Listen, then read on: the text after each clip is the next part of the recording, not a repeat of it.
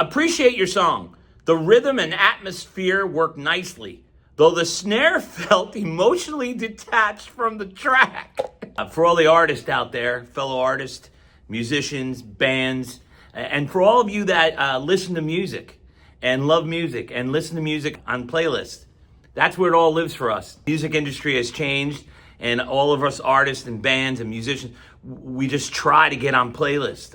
And what we do is, I don't know if you know this, but we send our music to playlist curators, men and women that control the playlist. Back in the day, my day, way back in the day, we used to submit cassettes to A&R guys at record labels. No different. A playlist curator, an A&R guy, they couldn't write a song, they couldn't write a poem, they couldn't play an instrument, but yet these are the people that control the exposure our music gets. And not only that, give us feedback. Give us feedback on our music. My favorite ones are the attaboys. Oh, keep at it. Attaboy. I've been making music for many hundreds of years. Attaboy, like it was my first attempt at a song. So what I have here for you is I'm going to start sharing these, and I encourage other artists to do as well. But these are some of the reviews I've gotten back from playlist curators. This one says, "Hi there. Thanks for the song. It's cool. But in terms of production, we think it's just missing something, like a better chorus." Yeah, no kidding. Here's another one. "The combination of acoustic and electric guitars, the catchy vocals, and the parts starting at 1 minute and 13 seconds and 2 minutes and 44 seconds were great. The rest of the song sucked, but I personally wanted a little more dynamic change, like a climax in the part after 3 minutes and 32 seconds. A climax? Read a sex novel. I don't know what to tell you, buddy." Here's another one.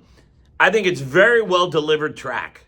You have a suitable, well-developed voice." I don't. "However, I don't find the melody and rhythm ideal, since it felt a bit repetitive to me." Yeah, that's the last thing you want in a pop song is repetition. Hey, when you write a song, make sure it's not repetition. Here's another one.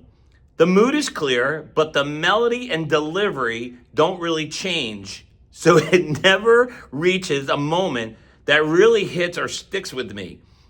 I was hoping for a switch or a stronger section to give the feeling more weight." What do you want, a soundtrack for a Jurassic Park movie? "You clearly have the technical, creative vision to craft high-impact, atmospheric music." I don't. I'm just a songwriter. "Maybe next time, try to use this track's perspective and corrode the signal.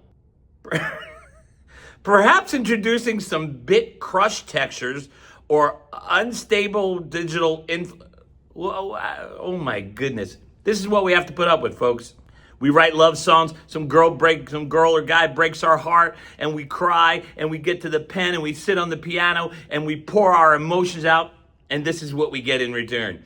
I prefer more relaxed and soft tracks without so many repeated phrases."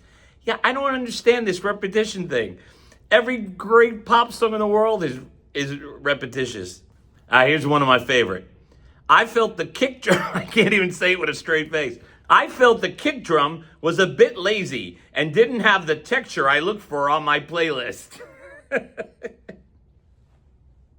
"Thanks for sharing your track with us. The groove is smooth and the arrangement is well executed." Sounds perfect so far, right? "However, after the strong opening, the song felt a little too repetitive." Again with the repetitive. All right, here we go. "Hey, Lito, the piano is dreamy. I like your voice at 14 seconds. That's it. That was the moment. I reached my climax of my career in that 1 second at 0:14. But for the channel, I'm looking for more of a lo-fi rock." All right. So sometimes I send it to the wrong, genre. Here we go. "Hey, Lito, the voice on 0:10 seconds is pure with the voice." Probably doesn't speak English, and they translate it. "Part at 0:45 seconds is my favorite." He didn't like the other 3 minutes of the song, just 45 seconds in.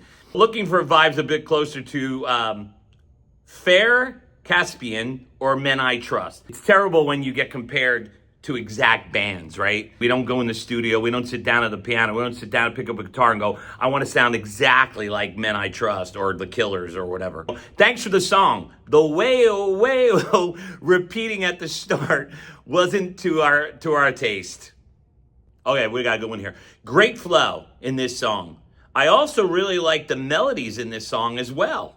Okay, good so far. There's a good hook here. What could we go wrong? They declined it. The main issue I have is this song is a tad bit too mainstream commercial in style for me. Yeah, God forbid you have a playlist on Spotify that's mainstream and commercial. That's actually the biggest compliment I've ever gotten, that my songs are mainstream and commercial. All right, here we go. I especially appreciate the emotional depth in the vocal delivery and the way it shapes the mood of the track.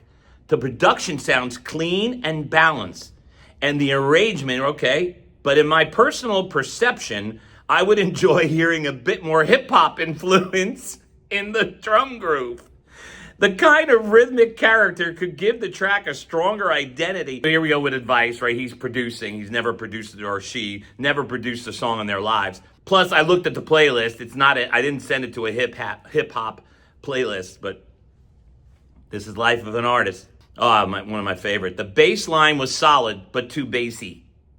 The guitar selection and tone worked nicely with this track. However, the guitars were a bit too jangly for our playlist. I told my guitar player, you're a little too jangly. You had too much coffee this morning. Appreciate your song. The rhythm and atmosphere worked nicely, though the snare felt emotionally detached from the track.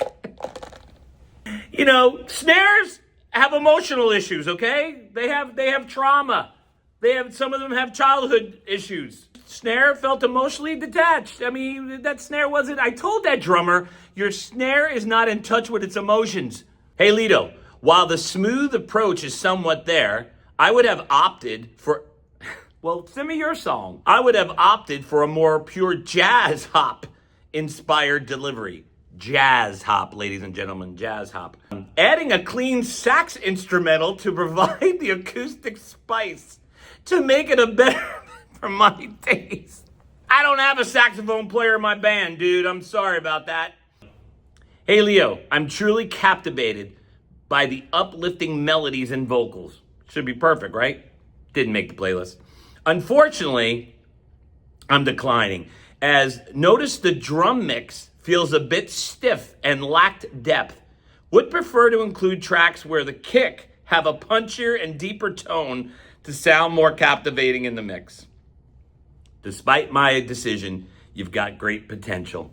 Golly, thanks. Thanks, man. I needed to hear that today.